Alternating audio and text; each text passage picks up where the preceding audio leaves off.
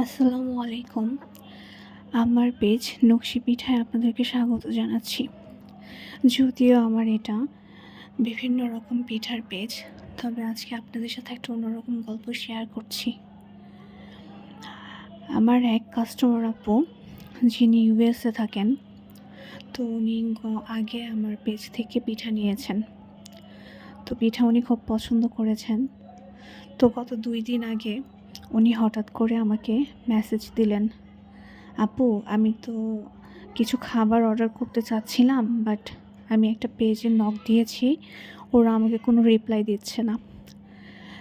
আসলে আগামী 31 তারিখ আমার আম্মুর বার্থডে, তো আমি ওনাকে কিছু খাবার গিফট করতে চাচ্ছিলাম। তো আপনি কি নির্দিষ্ট কিছু খাবার আমাকে রান্না করে পাঠাতে পারবেন? দেন আমি বললাম, ওকে আপু, ঠিক আছে, আপনি কি কি খাবার চাচ্ছেন আমাকে বলুন, আমি ট্রাই করব রান্না করে দিতে।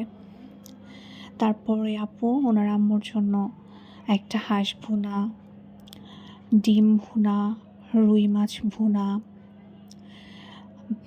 বাংলা মিক্স সবজি, কাচকি মাছ ভুনা, প্লেন রাইস, তো এগুলি অর্ডার করেছেন। তো একটু ভয়ে ভয়ে ছিলাম, বাট তারপর আমি সব কিছু রান্না করে 31 তারিখ সকালে পাঠিয়ে দিয়েছি। দেন আপুকে বললাম যে আপু আমি খাবার পাঠিয়ে দিয়েছি।